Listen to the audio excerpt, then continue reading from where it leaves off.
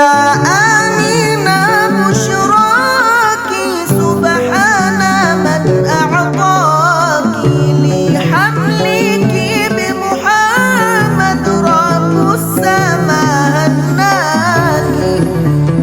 رمضان ثالث شهرك يا آمنة يا سعدك الله يجمع شملك بسيد الأملاك. ولد الحبيب مفضولا مكحلا ومدهونا وحاجبا مقرونا ونوره كساك. يا آمنة بشراك سبحان من أعطاك لحملك بمحمد رب السماء هناك. أعوذ بالله من الشيطان الرجيم.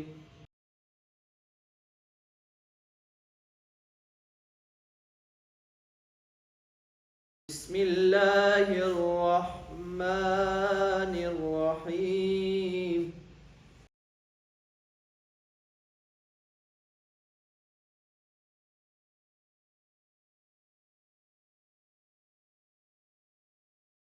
لا يكلف الله نفسا إلا وسعها.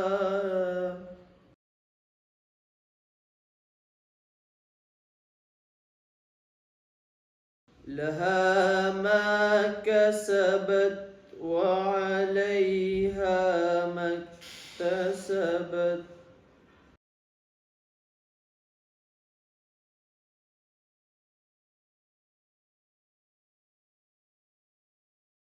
لا يكلف الله نفسا إلا وسعها. لها ما كسبت وعليها ما اكتسبت.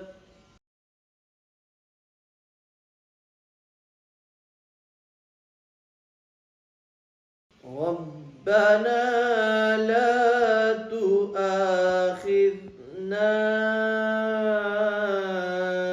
إن نسينا أو أخطأنا.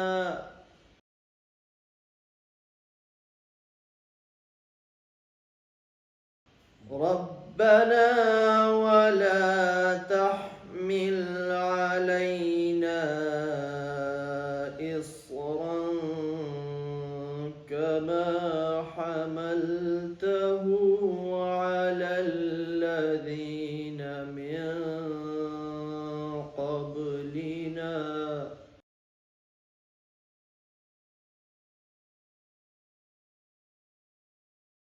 ربنا ولا تحملنا ما لا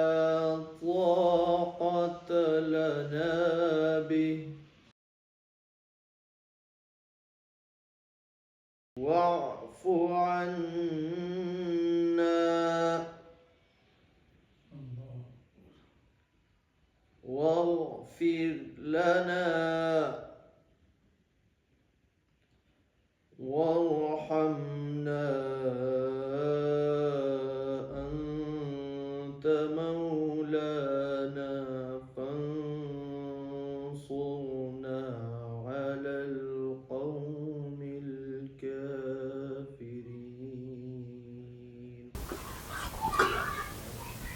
الحمد لله رب العالمين والعاقبة للمتقين. الصلاة والسلام على سيد الأنبياء والمرسلين. أما بعد فأعوذ بالله من الشيطان الرجيم. بسم الله الرحمن الرحيم. وتعاونوا على البر والتقوى ولا تعاونوا على الإثم والعدوان. صدق الله مولانا العظيم وبلغنا رسوله النبي الكريم الأمين الرؤوف الرحيم. ونحن علی ذلک لمن الشاہدین والشاکرین والحمد للہ رب العالمین۔ معزز و محتشم سامعین، خدمت خلق کی اہمیت کے عنوان پر آج گفتگو کی جائے گی۔ انسان کا اور بالخصوص بندہ مومن کا دو قسم کا تعلق ہوتا ہے۔ ایک اس کا تعلق ہے اپنے خالق کے ساتھ اور معبود کے ساتھ، اور دوسرا تعلق ہے اللہ کے بندوں کے ساتھ۔ اللہ تعالیٰ کی ذات کے ساتھ تو تعلق عجز و انکسار پہ مبنی ہے، اس کی عبودیت پہ مبنی ہے، اور اس تعلق کو نبھانا اور اس کے حقوق کو ادا کرنا حقوق اللہ کی ادائیگی کہلاتی ہے۔ اور دوسرا اہم ترین تعلق اللہ کے بندوں کے ساتھ اس کا تعلق ہے۔ اللہ کے بندوں کے ساتھ تعلق یہ ہے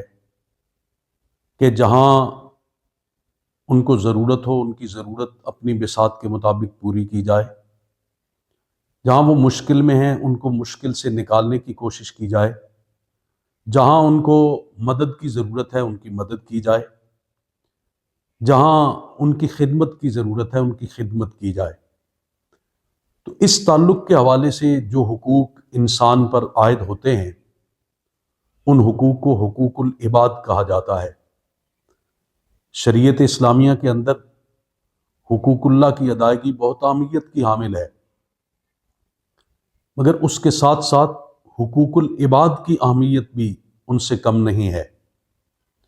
بلکہ بعض صورتوں میں تو حقوق العباد کی اہمیت حقوق اللہ سے بھی بڑھ جاتی ہے کہ حقوق اللہ کے اندر کمی ہو گئی، غلطی ہو گئی، کوتاہی ہو گئی، گناہ سرزد ہو گیا، تو بندہ عالم تنہائی میں اپنے گناہوں پر شرمندہ ہو جائے اور آئندہ اس طرح کا گناہ نہ کرنے کا عہد کر لے جس کو توبہ کہتے ہیں، تو رب ذوالجلال ان خطاؤں کو معاف فرما دیتا ہے، ان گناہوں پہ پردہ ڈال دیتا ہے اور انسان کی مغفرت ہو جاتی ہے، گناہوں کی معافی مل جاتی ہے۔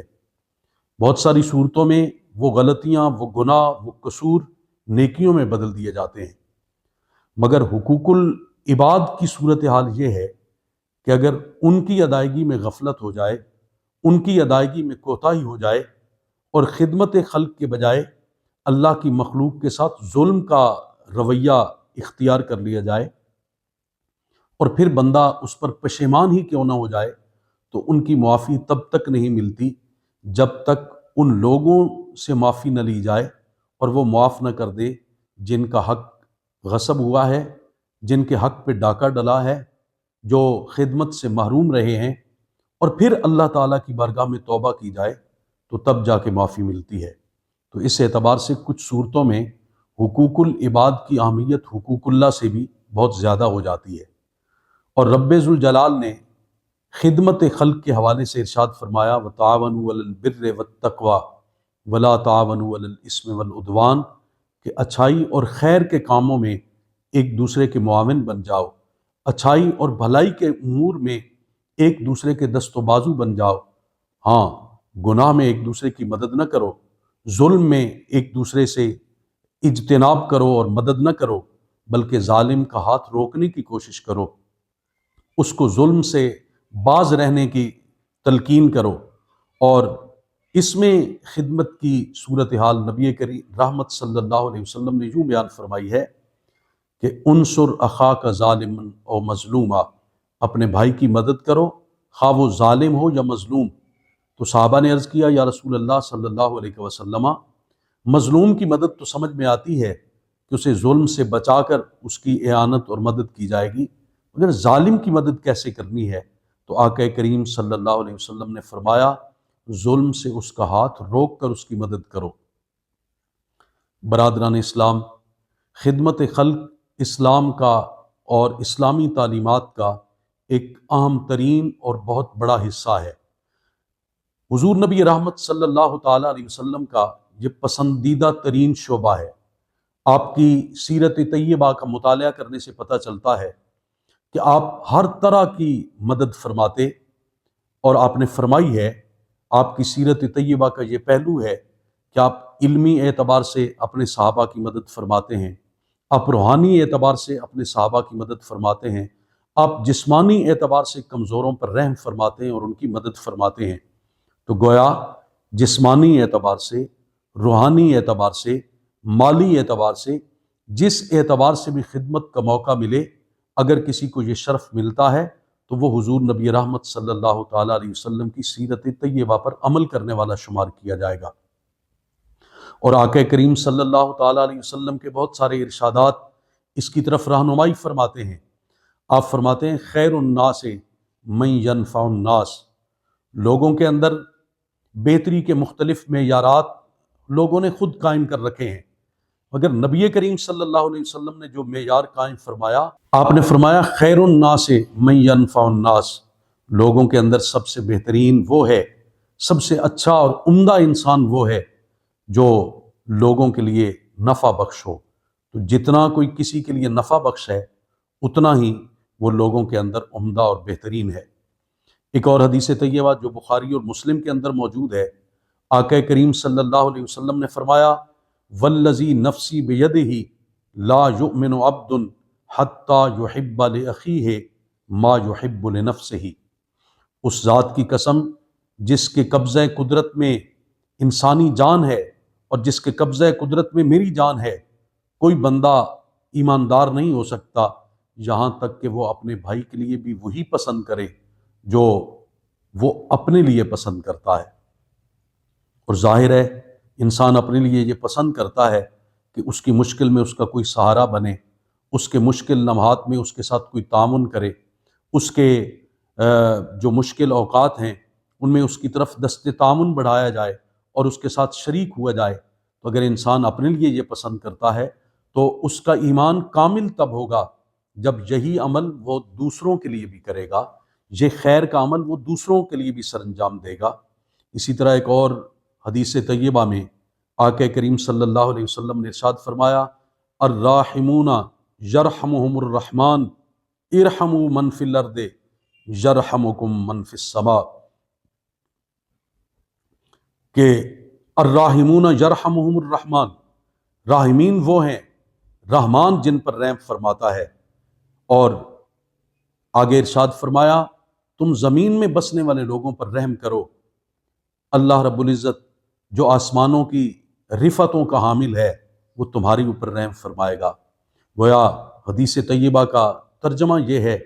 کہ کرو مہربانی تو ماہل زمین پر خدا مہرباں ہوگا عرش بری پر۔ اگر کوئی انسان چاہتا ہے کہ اس کا رب اس پر مہربان ہو جائے، اس کے ساتھ مہربانی فرمائے، اس کے اوپر رحمت کی چادر تانے، تو اس کا طریقہ یہ ہے کہ وہ انسانوں کے ساتھ مہربانی اور رحم کا سلوک کرنا شروع کر دے۔ اسی طرح آقا کریم صلی اللہ علیہ وسلم نے ایک مسلمان کا جو دوسرے مسلمان کے ساتھ تعلق ہے اس کو بیان فرمایا، اور پھر خدمت انسانیت کے حوالے سے اور ایک دوسرے کے ساتھ تعاون کرنے کے حوالے سے اتنی واضح تعلیمات ارشاد فرمائیں۔ آپ نے فرمایا المسلم اخو المسلم لا یظلمہ ولا یسلمہ ومن کان فی حاجت اخیہ کان اللہ فی حاجتہ ومن فرج عن مسلم کربۃ فرج اللہ عنہ کربۃ من کربات یوم القیامہ، کہ ایک مسلمان دوسرے مسلمان کا بھائی ہے، لا یظلمہ ولا یسلمہ، نہ تو یہ اس پر ظلم کرتا ہے اور نہ ہی اسے کسی دوسرے ظالم کے سپرد اور حوالے کرتا ہے۔ اور من کان فی حاجت اخیہ کان اللہ فی حاجتہ، جو بندہ اپنے بھائی کی مدد میں رہتا ہے، اپنے بھائی کے ساتھ تعاون کے عمل میں رہتا ہے، تو کان اللہ فی حاجتہ، اللہ تعالیٰ اس پر مہربان رہتا ہے، اللہ تعالیٰ اس کی ضروریات کو پورا کرتا رہتا ہے۔ ومن فرج عن مسلم کربۃ فرج اللہ عنہ کربۃ من کربات یوم القیامہ، اور جو کسی مسلمان سے دنیا کے اندر رہتے ہوئے کسی ایک تکلیف اور مصیبت کو دور کر دیتا ہے، اللہ رب العزت قیامت کی مصیبتوں میں سے ایک مصیبت کو اس سے دور فرما دے گا۔ اسی طرح آقا کریم صلی اللہ علیہ وسلم نے ارشاد فرمایا واللہ فی عون العبد ما کان العبد فی عون اخیہ، جب تک بندہ دنیا کے اندر اپنے بھائی کی مدد میں مصروف رہتا ہے، انسانیت کی خدمت میں مصروف رہتا ہے، اس وقت تک اللہ تعالیٰ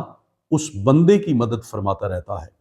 تو گویا نصرت خداوندی کے حصول کا سب سے بڑا ذریعہ خدمت خلق ہے، تائید ایزدی کا سب سے بڑا سبب رب ذوالجلال کے بندوں کی خدمت کرنا ہے، اور بلا امتیاز و بلا تفریق خدمت کرنا ہے۔ عام طور پہ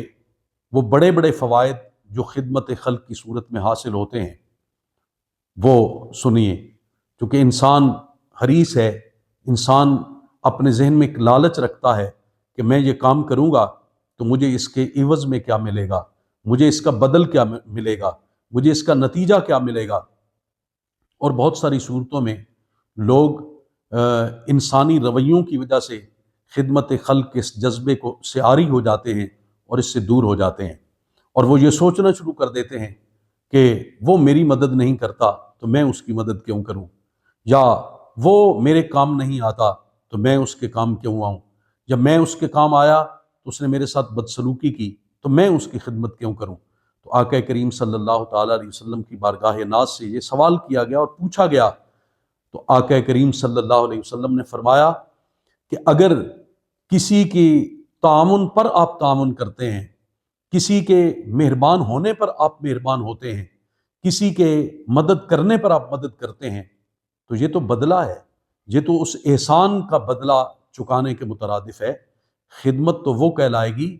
جب آپ اس کے اوپر مہربان ہوتے ہیں اور اس کی مدد کرتے ہیں جس نے آپ کے ساتھ مہربانی کا سلوک نہیں کیا، یا جس نے آپ کی خدمت نہیں کی، یا جو آپ کے کام نہیں آیا۔ تو آقا کریم صلی اللہ تعالیٰ علیہ وسلم کے ارشاد پاک کا جو مفہوم میں نے آپ کے سامنے عرض کیا، اس کے تناظر میں اگر ہم دیکھیں تو خدمت خلق کے جو بڑے بڑے فوائد انسان کو حاصل ہوتے ہیں، ان میں سب سے بڑا فائدہ نمبر 1 یہ ہے کہ خدمت خلق انسان کی اور فرد کی تربیت کا سب سے بڑا ذریعہ ہے۔ اگر انسان دوسروں کی خدمت کرتا ہے اور اس خدمت میں مصروف رہتا ہے تو اس سے انسان کی تربیت ہو جاتی ہے، اس کے باطن کو طہارت نصیب ہو جاتی ہے، اس کے دل کے اندر حسد کے جذبات پیدا نہیں ہوتے، اس کے دل کے اندر کسی کا مال ہتھیانے کے جذبات پیدا نہیں ہوتے، اس کے دل کے اندر کسی کو نقصان پہنچانے کے جذبات پیدا نہیں ہوتے، اس لیے کہ وہ تو تعاون کرنے والا ہوتا ہے، وہ تو مدد کرنے والا ہوتا ہے، وہ تو دوسروں کی زندگی میں آسانی پیدا کرنے والا ہوتا ہے۔ اور دوسرا عام ترین فائدہ یہ ہے کہ انسان کے دل میں ایثار و قربانی کا جذبہ پیدا ہو جاتا ہے، اور اسلام نے جو نظام مالیات دیا ہے، نظام معیشت دیا ہے، وہ نظام مالیات بھی حقیقت میں اسی جذبے پر قائم ہے کہ ایک تو اس کے ذریعے مال کو پاکیزگی اور طہارت ملتی ہے، اس کے ساتھ ساتھ انسان کے باطن کا تزکیہ ہوتا ہے، اور اس کو ایک بڑا فائدہ یہ ہوتا ہے کہ اس کے دل کے اندر ایثار کرنے کا جذبہ پیدا ہو جاتا ہے، قربانی کا جذبہ پیدا ہو جاتا ہے۔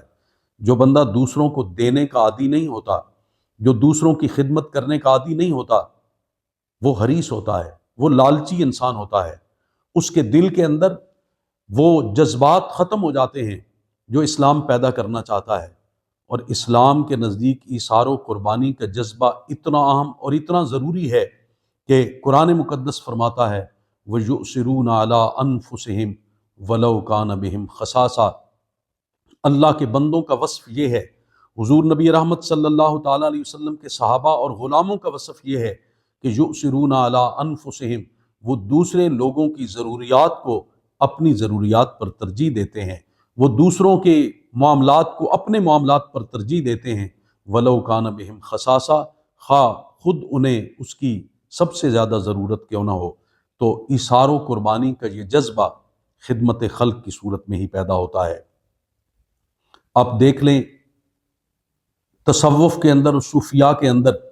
ایثار و قربانی کا جذبہ اسی وجہ سے سب سے زیادہ ہے کہ ان کے درباروں پر، ان کی خانقاہوں پر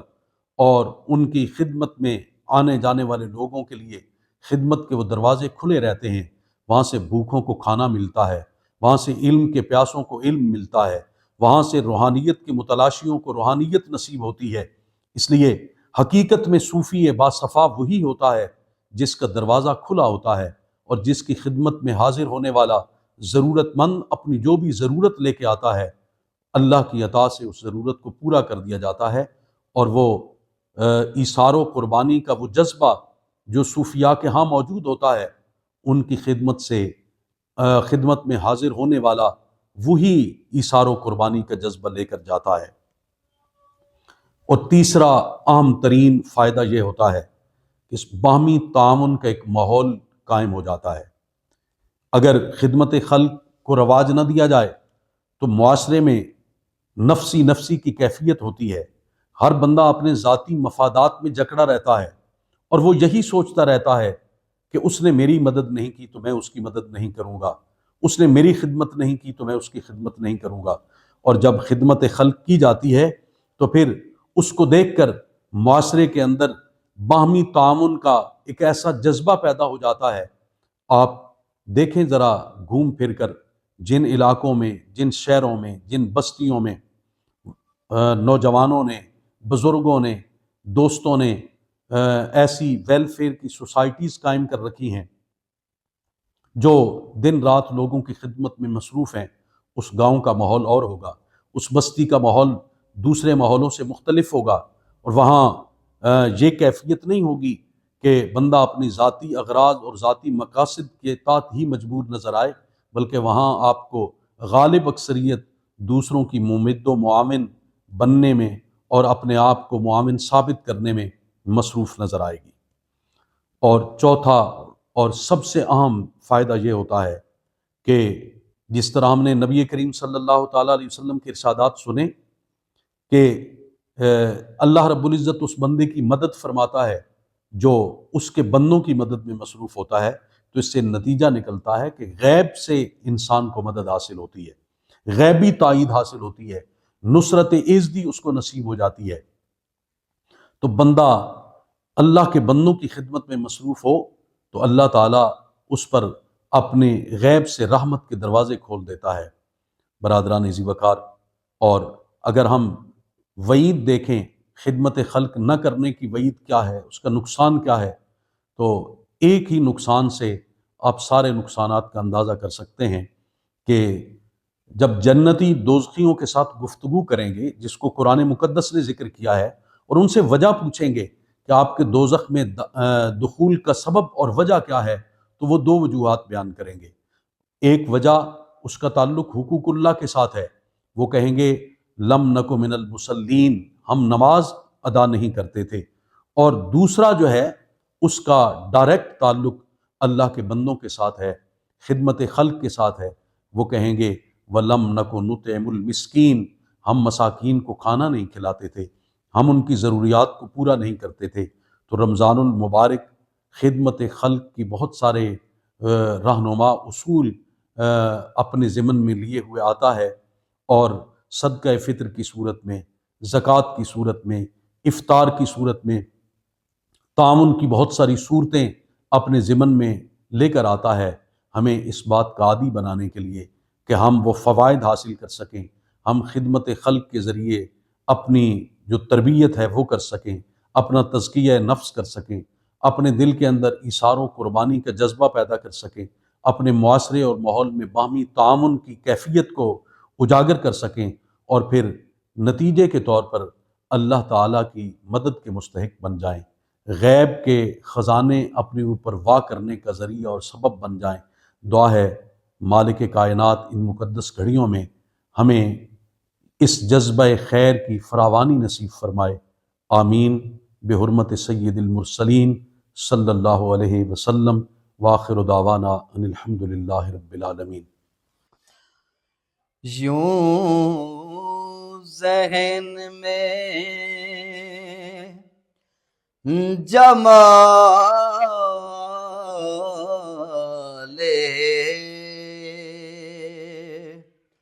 رسالت سما گیا،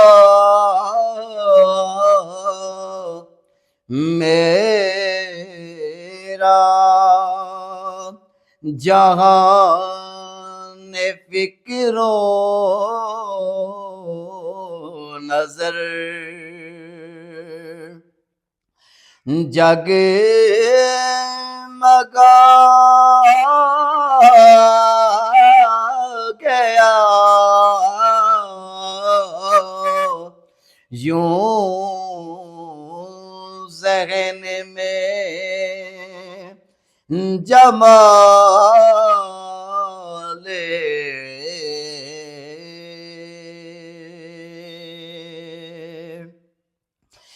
خلق عظیم اس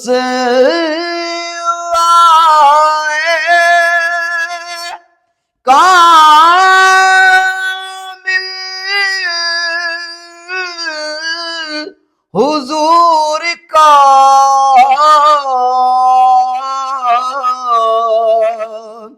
خلق عظیم اس کامل حضور کا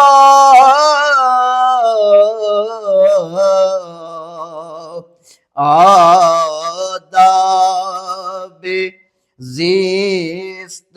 سارے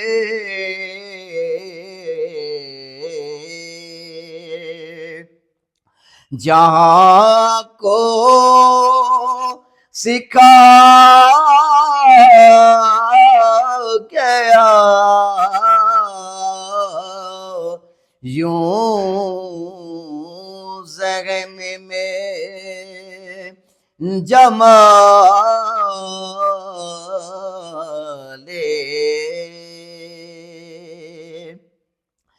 ان کے قدم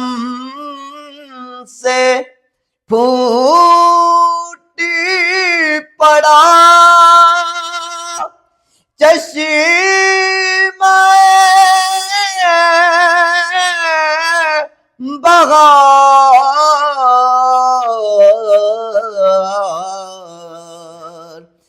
دشت جہان کو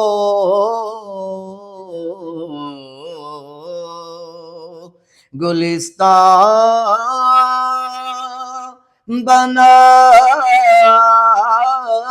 گیا یوں ذہن میں جمال اور کتنا بڑا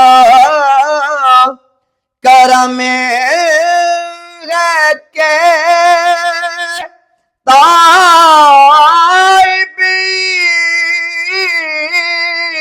سب ہنر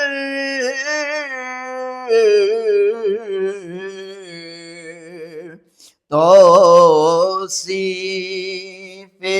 مصطفیٰ کے لیے چن لیا گیا یوں ذہن میں جمال رسالت سما گیا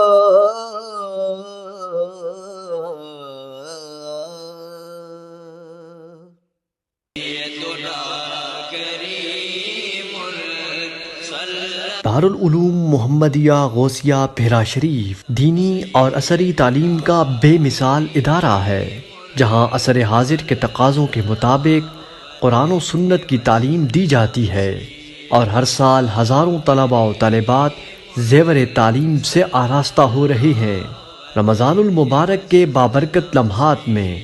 زکوٰۃ و صدقات اور مالی تعاون اس عظیم ادارے تک پہنچا کر اس مشن میں اپنا حصہ ڈالیں۔ درجہ ذیل اکاؤنٹس پر اپنا تعاون ارسال فرمائیں۔ وسلم